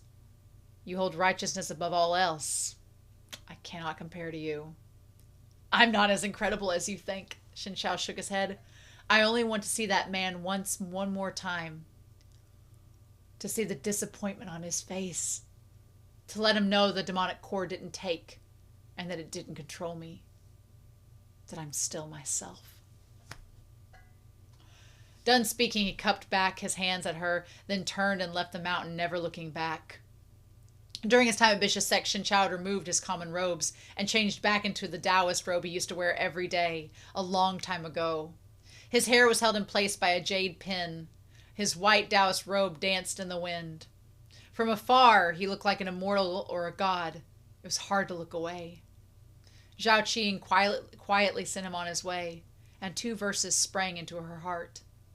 For the ideals I pursue within my heart, I'd not regret 1,000's deaths to die. For the ideals I pursue within my heart, I'd not regret 1,000 deaths to die. Oh!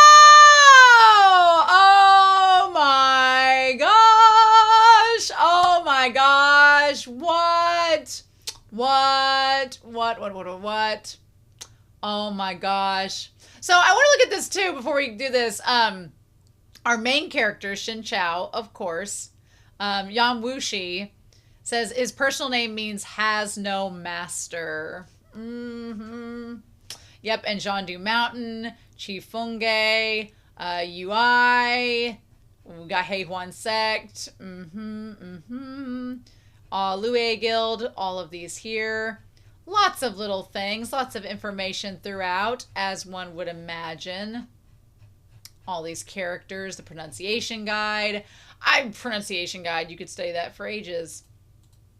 And then the glossary. And then there's the back. Oh my goodness.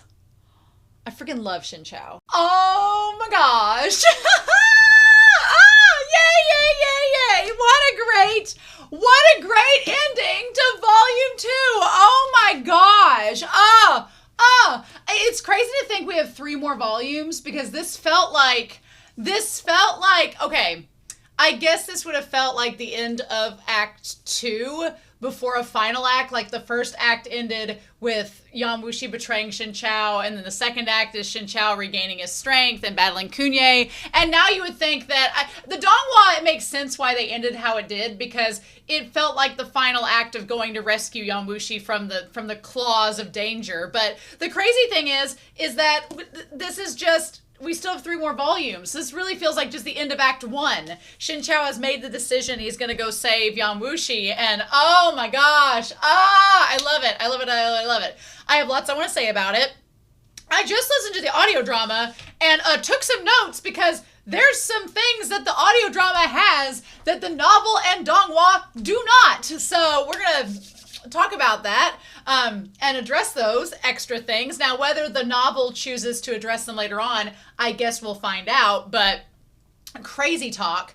And then, that's the audio drama actually ends off with Kunye arriving to fight Shen Qiao. So episode 12 of the audio drama ended literally like around chapter 51 of the book. So next week, when we start volume 3, the audio drama episode 13 will cover the rest of volume 2 and then start into volume 3, I am assuming. So that's gonna be crazy. Oh my gosh. But yeah, so let's talk about this as we go, because the audio drama had a distinct point in which it was like literally right before we got into the contents of this episode of chapter reads, the audio drama added like a little interlude, which anytime they add more Yan Wushi, I'm like, is it in his contractual obligation in the audio drama to be featured in every episode?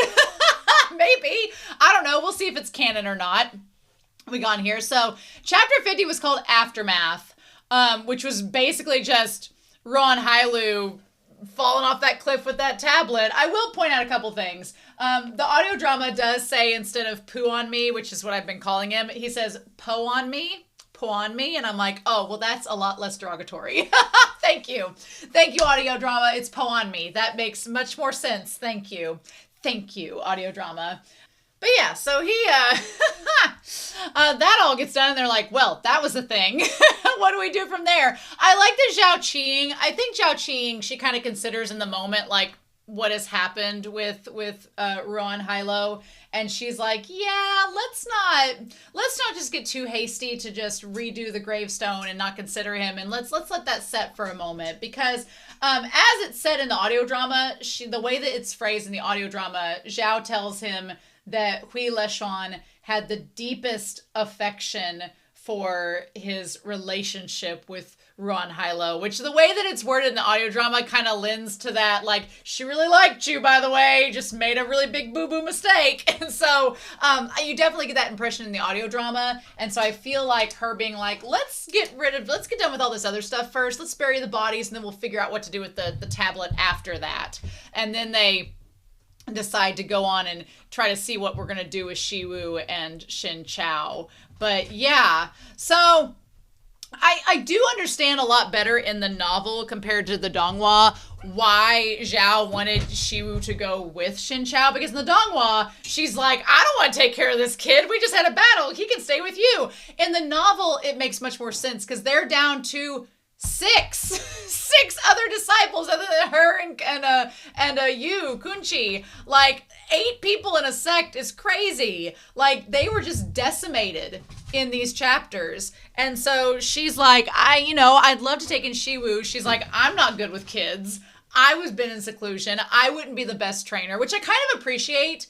I appreciate Zhao Qing saying that she wouldn't be the best with kids, because normally in stories like these, like, the female character is like portrayed as the nurturing one that's motherly and has all the like affection for a character. And here she's like, nah. And I respect that. I respect the author giving like a woman autonomy and for being like not the stereotypical like caretaker of children. She's like, I can't raise this kid. And he clearly has an affinity to you. So in the novel, it makes much more sense that she wants Shiwu to go with Shen Qiao. And honestly, if Kunye hadn't shown up, if Kunye hadn't revealed the big plot to kill Yan Wushi, I think Shen Qiao would have taken her up on it and been like, yeah, I'll stick with Shiwu. I'll raise this kid. She establishes that they are kind of like father and son, which is wild. But then all this other stuff comes up and Shen Qiao's like, I gotta go.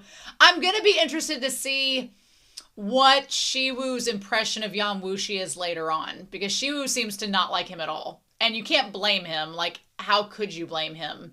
But I'm going to be curious to see, like, I cannot imagine Yan Wushi sparing any time of day for Shiwu whatsoever. So it'll be interesting to see where that goes. It'd be interesting to see indeed. So also, Yu Kunye points out that the one woman, Han Ying, that we met way back in the beginning of the story could potentially be a disciple in this sect later on. So I thought that was kind of cool. It was nice to get a little bit of like callback to previous characters that you think aren't going to matter later on. And then they show up and here they are. Wonderful. Nice. So yeah. And so then we talk about Poanmi had said and Bairong had said that Yan Wushi was going to be targeted. And Shen Qiao, I think Shen Qiao wouldn't have been so worried at first because, like he says in the novel, he's like, well, of course Yan Wushi would make enemies. Of course, it's by nature, that's how he is. But the fact that this all seems like a premeditated plan, Shen Qiao and his sense of strong justice is like, I don't know how I feel about that. Not feeling too good about any of this. So what should we do? There's a plot afoot. But meanwhile, we have to deal with the fact that Kunye is coming, and what are we going to do about that? I do love the relationship between Shiwu and Shen Qiao that has developed in the novel. It's so sweet, and it's so well done, and I absolutely love it. I like the fact that he has such a close bond, and I never would have imagined Shen Qiao is like, he's so sweet and kind of fatherly, and he's like shaking his head and like being like, oh, good job, kid. And like, I'm just like, that's so sweet. Like, usually the protagonists that you see, even the protagonists I've seen in other Danmai that take on like a young apprentice or a kid, it's often out of obligation, and they kind of portray it as, well, I gotta do this. And they do show some like kindness and camaraderie with the kid, but Shen Qiao really takes it to a level where he does feel like the kid's dad, and it's really sweet. I like it. Maybe because Shen Qiao's older in this story than some of the protagonists that we've seen in other Danmai. Maybe that's it. Possibly. But anyway, Bixia Sect has nothing to lose at this point. And I like the fact that when Zhao is trying to plan out everything that's about to happen, she's like, okay, we could do this, you could go here. And Yu Kunye is like, I'm not leaving you. Yu Kunye has it so bad for Zhao Qing. Like, he is down so bad for her. And she either doesn't notice, or she's like, we have bigger fish to fry first. Like, but he is down bad for her. He like absolutely wants to be with her 100%, 120%. So Kunye is coming, and they kind of backtrack and talk about his previous fight. And I'm glad that Shiwu and the others get up to speed with everything that has been happening to Shen Qiao and like how Kunye's battle impacted him. They learn about Yan Wushi's previous like relationships with him, all of that. It's a good setup for what is about to happen. And I like that when he tells Shiwu his chances, he's like, oh, well, now, Shiwu, I've got a 50-50 chance. I like Shiwu's like, that doesn't make me feel better. That's only 50%. He's like, it's better than nothing, kid. What are you talking about? And he's like, yes, I need to fight. And I love that they have this like sweet moment where she was like, I don't want anything to happen. And like this moment where he's talking about like, you know, I'm going to be a white bearded old man and I'm still going to drag you around. Like that was so sweet. Like their relationship is so adorable. I love that. And Shiwu having that internal monologue where he says, you might be the least dignified, but you're the world's best. Shiwu would get Shen Qiao a world's best dad mug. 100%. Absolutely. Yep. So they spend 2 days getting ready for the battle and getting everybody geared up for what they're about to do and for Kunye's arrival. And he has 2 others that come with him.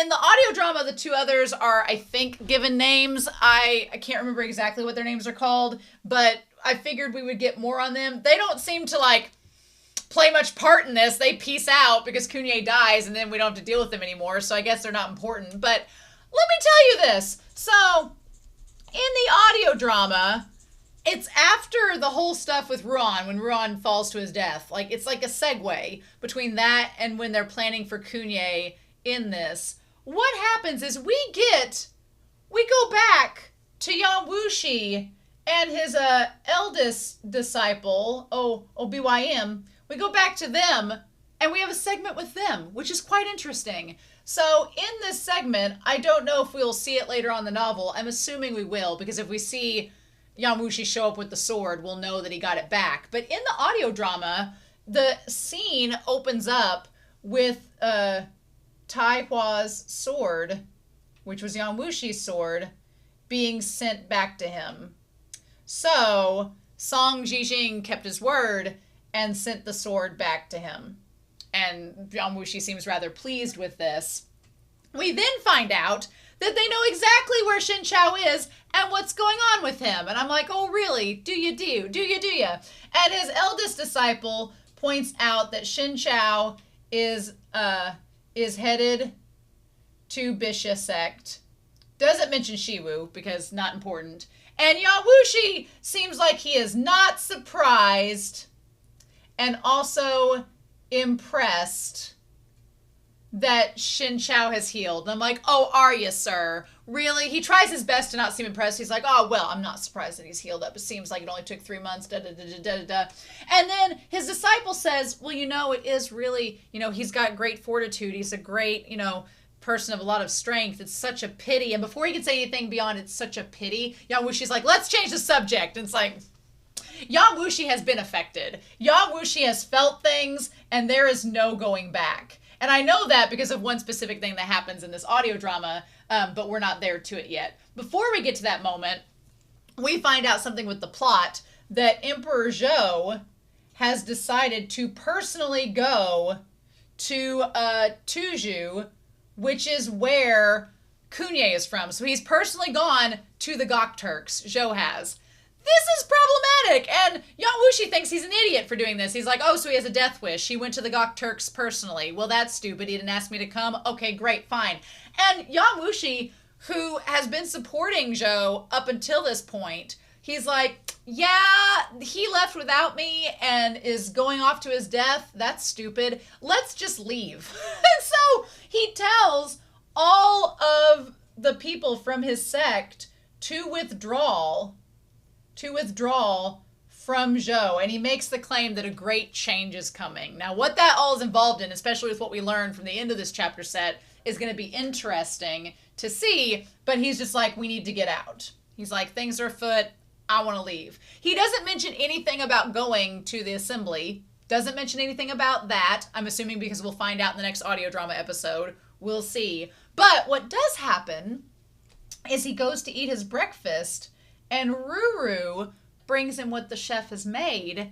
And what he's made is the meal that specifically Shen Qiao had requested for him. Like the noodles and the extra things. Like when he came back that one night and Shen Qiao had got him the extra food. And he's like, did you do this for me? And he's like, well, yeah, of course I did. He's like, you look like you could need some extra food. So he gets, and the chefs at this point, because Shen Qiao suggested it once, the chefs are getting it for him again. And Ruru's like, well, here's your meal. And Yan Wushi goes, take it back. He's like, I don't want to eat it. Take it back. Give me something different. Oh, Yan Wushi refuses to eat the meal that Shen Qiao had specially made for him. Oh yes, not affected at all, huh? Not bothered at all, huh? Having no qualms, nothing is getting to him, no feelings whatsoever. Bullshit. Bullshit. He most certainly is having feelings, but he is in very much denial of that. And I'm like, oh ho ho. So I definitely check out that scene. It's interesting. Now, whether the novel will acknowledge it or not, I don't know. We have yet to see if that's going to come down the road. But we do know that Kunye shows up. He's like, I'm here to pick up Po on me, here to get him. What's going on? And he insults Zhao Qiying, which gets everybody ticked off. And so, in any case, he decides that he's going to fight Shen Qiao. And I just love the force of emotions through him when he sees that Shen Qiao is there and that he's not dead and that he's come to fight him. It's so good. So the battle is great. Chapter 51 is called Limits, in which Shen Qiao tests said limits. We're going to talk about that. So the way that they write the battle is just great. The way that they write the battle, it's so well done. I absolutely love it. I love how it's orchestrated, how the text goes, how the clashing goes. The Donghua did a good job of adapting it. But yeah, and the fact that they really like the number 9. Because, yeah, he's developed the 9th Saber Chi. You have the 9th Phoenix Descending. The number 9 must have significance in Chinese culture, and I'm sure you all will tell me down below about it. But yeah, so he's like, they of course are speculating whether or not he should win, and whether or not the Zhu Yang strategy has really been the sole responsibility for Shen Qiao's prowess increasing. One thing that's different in the novel than from the Donghua is, we're going to get to it, where Kunye talks about luring Yan Wushi out. In the Donghua, he was being lured by an extra volume of the Zhu Yang strategy. That is not what is being said in the novel, so we're going to talk about that here in a second. But what we do see is this idea that with the Zhu Yang strategy, you have Taoism, which is like water, and then you have Buddhism, which Buddhism is described as sharp and has reverence, so it reminds me of ground a little bit. And then you have Confucianism, which is kind of like this combination and kind of seems like a tree or like nature or something. They're all connected in with each other. They all kind of connect all together. And of the 3 volumes that Shen Qiao has within him right now, or at least 2, he has at least 2, and then Yan Wushi had 1, that it's automatically like made him stronger much more than he was at the start of the story already. So in any case, we have the battle between Kunye and him keep going on. The ninth Saber Blast was described really, really well. And then we get to this point where Shen Qiao is about to be assaulted by Kunye's Saber Chi. He's about to fall, and then he just lets himself go. I do feel like that part there kind of came out of nowhere, but it was really, really well done, where he just says, to know the world, one must first know themselves, and then to forget themselves, once they've forgotten the world and themselves, they won't be moved by worldly gain or losses again. I feel like, in a sense, Yan Wushi was trying to get to that point in a way by being like, nothing's going to bother me, I'm not going to be affected by anything. But he didn't quite achieve it, because he constantly is thinking about how bad the world is and how everyone is evil. He doesn't let things go. And Shen Qiao lets things go, which inherently makes him able to achieve the sword heart. Because I know there's sword intent, there's sword heart, there's sword spirit, and there's a 4th one. And Shen Qiao's just moving up the ladder. But it was really impressive. And I love the imagery they show of like the black and Shen Qiao, like the strike through Kunye's chest, and then the rest of the light like curving around like a moon. It's so well done. It looks so good. It's amazing. It's great.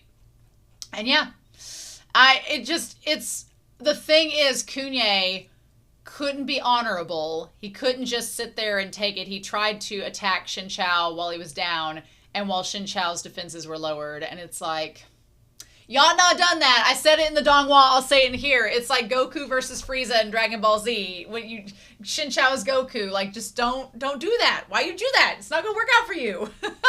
So then he talks about, like, in his dying breath, trying to get Shen Qiao's attention to drop his guard so he can attack. He talks about the coiled dragon assembly, which, I mean, coiled dragon feels like a snake about to strike. They're both kind of reptilian. But then we have the people that are all together. So obviously, the people that are against him, Ruyan Kehui has been working against him.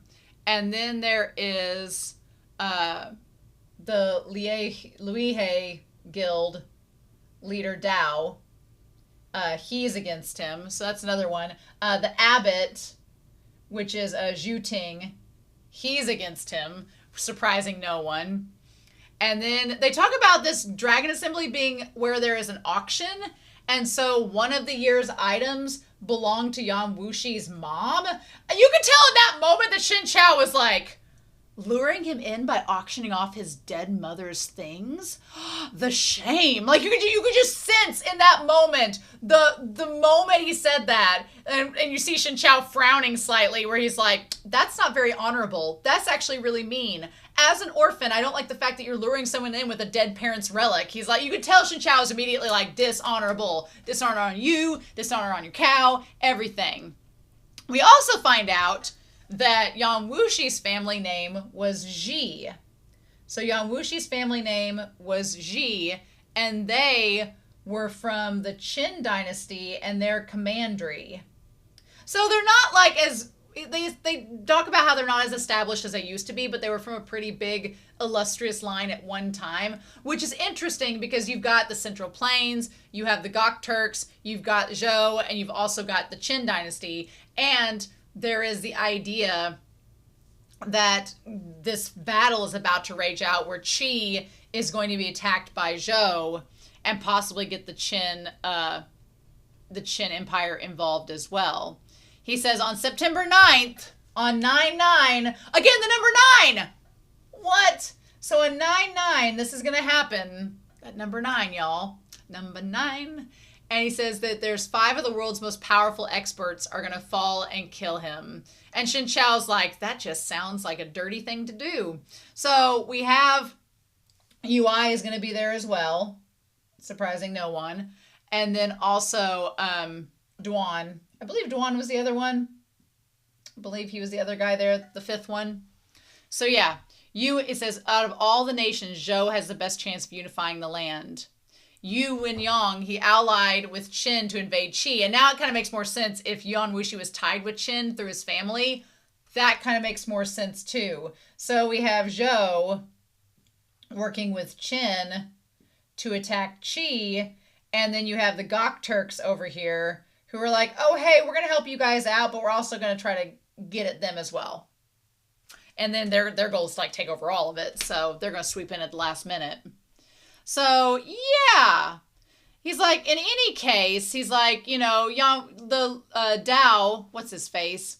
Do Yanshan, I want to call him Dao, but it's Do Yanshan. He's mad at Yan Wushi because of what happened with the Zhuyang strategy that night in the temple. And then Ruan Kehui, he doesn't want Zhou to get involved anymore, so he's mad at Yan Wushi about that. And then UI, obviously, and then Zhu Ting, obviously, they both have beef against him. And then, okay, not Duan, but the one with Fajing Sect, which is it is Guang Lingsan. So interestingly enough, Duan's not part of this. Duan and Kunye, they're off here waiting for all the shit to go down, and then they're going to probably come in at the last minute and scoop up all the leftovers and be like, thanks, yoink, thanks for doing our job for us. But these 5 are the ones that are all tasked with wanting to kill Yan Wushi. And Shen Qiao has had interactions with all of them. Not so much Zhu Ting. Zhu Ting he's not had as much interaction with, but the others he's had interactions with, especially UI and especially Ruyan. He's had interactions with them. So, in any case, they're like, UI's been collaborating with the Gok Turks. He said he'd be happy to help. Well, UI is extremely jealous of Yan Wushi being around Shen Qiao so much, so of course he'd want to help. But yeah, he's like, once Yan Wushi's dead, Guan Lingsan has a stake in it by taking over. He's like, yeah, we're going to eliminate this demon. And of course, Kunye is like, hey, that guy tried to kill you and did some despicable things. You want to join us? You want to come watch? Which is not what you should say to Shen Qiao. What an alliteration. Should say to Shen Qiao, because that's not what he wanted to hear. He's like, actually, I'm not really about that. Shen Qiao's like, I have some dignity and honor, so no thank you. And then chapter 52, Group Ambush, is basically outlining what the plan is. And so Kunye tries to attack him. And then I love the visual of Shen Qiao being on the brink as well, about to collapse. He just happened to have just enough oomph left in him to outlive Kunye. And Kunye is dead. Cheers. There it goes. I love the way that they wrote this in the novel. It's so, so good the way that they wrote it. And then just Shen Qiao collapsing. And then when he wakes up, they're like, yeah, Kunye is dead. And so then I had questioned it back whenever Shiwu and Shen Qiao first left the monastery. Because in the Donghua, it's asked twice. Up on the Yellow River, Shiwu and him talk about forgiving someone. And here, I like that in the novel, they saved it for the very end. And so Shen Qiao says, okay, Shiwu, if somebody did all these really bad things to you, would you hate them? And she was like, yeah, I would. And he goes, okay, now let's say that that person's in danger. And the thing about it is, Shen Qiao doesn't just say, he's in danger. He also establishes what all he represents and what stands to lose if he doesn't help him. So on the one hand, Yan Wushi is a prick. He's terrible. But on the other hand, he's also fighting and part of a cause, even if it is self-serving, that would protect the people of that area. And he's like, would you save him if him dying meant that a bunch of other innocent people would lose their lives? Would you be able to save him then? And I like that Shen Qiao realizes in that moment, he's like, that might have been too abstract of a concept for Shiwu to grasp. And so he kind of laughs about it. And he's just like, yeah, he's like, I already know the answer to this question. I don't know why I'm asking a kid. And Shiwu was like, are you seriously going to save him? And I love this part of the story. From here on in, the rest of this chapter said, oh my gosh, it's so good. Because Shiwu's like, that man does not deserve to be saved. He's cruel-hearted. And the way Shen Qiao, like Claro had talked about in the intro, that back in those chapters 45 through 47, Yan Wushi is like, look, I am evil, and I do not need to be fixed. He's like, this is how I am. This is my personality. This is how I am. If you don't like it, go away. If you can't handle it, get out. I want an opponent. I don't want somebody to coddle me. And he's like, and the underlying thing beyond all of it is this question of does a bad person deserve love? Does someone that's done bad deserve love? If you believe that all humans deserve love, then the answer is yes. But, I mean, obviously, everyone has their own boundaries. And what Shen Qiao does is basically Don My Jesus. Like, I don't think I could do what Shen Qiao does. I don't think I could do it. I don't think I could be that way. But he says he's not cruel-hearted. He didn't have a heart in the first place. He treats everyone in the world with the same callousness. And he'll never be particularly gentle towards anyone. But I didn't understand that part. So Shen Qiao basically explains that Yan Wushi, he is mean to everyone. He's not just mean to select individuals. He's that way to everyone. He's a prick. He's a jerk. And he's like, he treats everyone the same. And he's not going to be gentle. That's not how he is. And Shen Qiao is like, I thought I could change him. He's like, I thought I could fix him and make him kinder and better and change who he is. I took him for a friend and I believed he would do the same. But that belief was unrequited. And this is the part that like really hits home and really just is so important as a theme of the story, because so often in so many stories it's like a fix it, like I can fix him, I can make him better, I can mold him to what I want.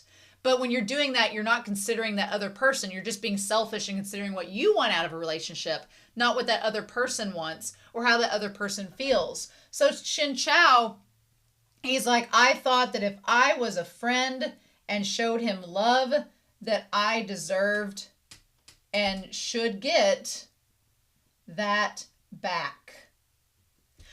There's some stories that I've read where I've been kind of like nervous of the outcomes, because it seems like this one character in the story is giving love to this other character. And in the story, I'm like, ooh, just because someone gives you love does not mean that you have to return it. You are not obligated to return that love. And I think that's an important lesson, because a lot of women, for example, a lot of men are like, well, I did this nice thing for you. And it's not just men, don't get me wrong, women do it too. But I've seen women, especially like on social media, talk about how like men are like, well, I'm a nice guy. I'm a nice guy and I did this nice thing for you, so now you owe me something in return. No, they don't. That case in point. And so Shen Qiao kind of realizes, he's like, shit, I was being the nice guy. I was giving all these things to Yan Wushi, and I was expecting that he was going to give something back in return without accepting the fact that he is who he is, and maybe he doesn't want to. And is he obligated to do that? Because just because somebody is nice to you and gives you, if a guy gives me a dozen roses, does that mean I have to kiss him? No. Does that mean that he has to give it back? No. Like Shen Qiao is like, that belief was unrequited. He did not share that same belief that I did. And then Shiwu asks, well, if you took him for a friend, shouldn't he take you as his friend as well? And Shen Qiao laughs and he's like, no. He's like, there are many situations where giving someone something doesn't mean you'll receive anything in return. When you choose to give, you have to remember this, or you will be hurt and no one else. So that's such an important thing. He's like, if you choose to give, know that you don't necessarily get it in return. And I think that's another big problem. Like I see so much, like I watch a lot of social media stuff when I'm not doing the channel, and there are so many people that are like, well, I scratched your back, so now you have to scratch mine. Don't expect that.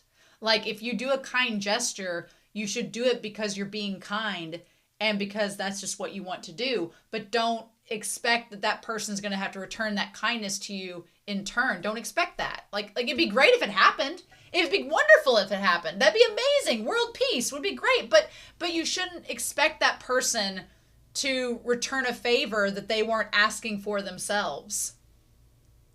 And Shen Qiao's like, I finally get it. He's like, I was asking Yan Wushi to change who he is to meet what I wanted, but I wasn't considering him in the process. Now, I'm not letting Yan Wushi off the hook. Don't think that I'm not. Yan Wushi still needs to take responsibility for what he's done, especially when we've seen in the audio drama that he still cares about Shen Qiao. He's just going through like a tsundere gay panic. But yeah. I do think that Shen Qiao is so smart for realizing, he's like, if I'm going to go up to Yan Wushi, I'm not going to ask him to change, but I just want to show him that kindness because I want to show him that kindness, not because I'm expecting anything in return. Such growth! Such growth from our being! Can you believe it? I love it! So, at that point, I almost missed it, but she was like, I'm going to go with you to find Yan Wushi, and he's like, nope. He like knocks him out. He's like, actually, you're not. And so he gives him to Qiao Jiying, and she's like, she says, must you do this? And he's like, look, even if you can't bear it apart, the parting's going to have to happen. Shiwu cannot be involved in what's about to take place. It's too dangerous. He'll get it once he wakes up. You know what? I'm going to apologize for leaving you with him, but I've got to go take care of business. And then Zhao Qiying is like, why are you doing something so dangerous? This mountain has tigers. Why are you climbing it? And I like that she kind of holds Yu and Yang to a standard. She's like, we don't have any part of this, but what if Yu and Yang is not the right choice? Like, you could stay here and cultivate, and Shen Qiao is like, I gotta do this. even if it seems impossible, I gotta do this. He's like, I can't just let somebody be targeted while I know about it and not have tried to help. He's like, that's just not my thing. He's like, I know I'm a fool. I know I'm naive, but I gotta go off and do this. It's gotta be done. And she's like, no, you're not a fool. You know what you're walking into. You know, you just have this pursuit of righteousness. And I love that she's like, you're just kind of amazing. And the last few paragraphs of this chapter set are just absolutely incredible. I love them so much. Where he's like, I'm not as incredible as you think. I just want to see that man one more time, see the disappointment on his face, and let him know that it didn't take me, it didn't control me, I'm still myself. What he doesn't realize is that Yan Wushi already knows, according to the audio drama. And Yan Wushi, is not disappointed. He's the exact opposite of disappointed. That's the thing. That's the enigma of Yan Wushi. Yan Wushi isn't disappointed. He's just in his feels and doesn't know what to do about it. And that's just... And I'm waiting for Shen Qiao to figure that out and then him be like, okay, but volume 3 it'll be. And then he just like heads off. And I love that they describe him looking like a deity. I love that he's gone from wearing like the blue, like the beggar's robes, and from wearing the blue that's associated with Yan Wushi, and he's back to wearing all white. Oh, I love, and he has the jade pin in his hair. I love it. Yes. Let our boy... He just let him look glowed up. Let him look like his crops are watered. His face is moisturized. Everything is great. And then Zhao Qiying thanks of the 2 verses, for the ideals I pursue within my heart. I'd not regret 1,000 deaths to die. Being like, Shen Qiao has no regrets. He knows what he's got to do. He wants to do it. It's all part of the plan. Ah! I freaking love it. I love it all so much. This chapter set was amazing. I get really excited. I think this was like the episode before last of the Donghua. I think we've only got like 1 episode of the Donghua left, and then we'll be in totally new territory, and we're going to be doing that next week, which is crazy. But yeah, the stuff about Yan Wushi coming out, like we're getting more about his family, and I'm excited for the fact that Shen Qiao might learn things about Yan Wushi that he didn't know before. The eldest disciple of Yan Wushi, I feel like would tell Shen Qiao everything he knows, because he sees the writing on the wall. He gets the behind the scenes, but Yan Wushi is in constant denial of his emotions. It's ridiculous. So I kind of want to make amendments to what I said in the intro. I said this was a lot like Beauty and the Beast, but it's kind of not, because in Beauty and the Beast kind of changed who he was to fit what he thought that Belle deserved. And in this story, that's not how this is going. This is not a Beauty and the Beast story. In this, the Beast is a beast. And he's like, take me as I am. And Shen Qiao is like, I'll take your wager and raise you 3. So it's like, it's gonna be interesting to see how this dynamic shifts and changes and what happens with it. It's gonna be very, very interesting. Very interesting indeed. I feel like there was something towards the beginning that I wanted to talk about, but I did not get the chance to. God, the faint scent of cold desolation. Yeah. Okay.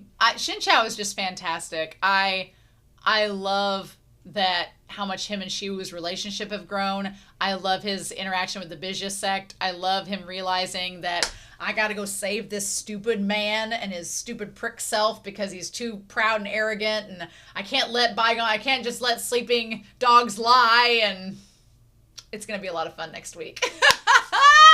I'm so excited! Yes! It's gonna be a lot of fun. So I cannot wait to hear your thoughts about the end of this volume. Please let me know what you think down below. Please like this video. Subscribe to the channel if you have not subscribed already, so you can watch 1,000 Autumns with me every Monday, especially as we're getting into new content, so that you don't miss any of those videos. And I hope you all have a wonderful week. Please stay safe, take care, and I'm so excited. It's going to be so much fun. And I'll see you all next week as we start Volume 3 of 1,000 Autumns. And I'll see you then. Bye.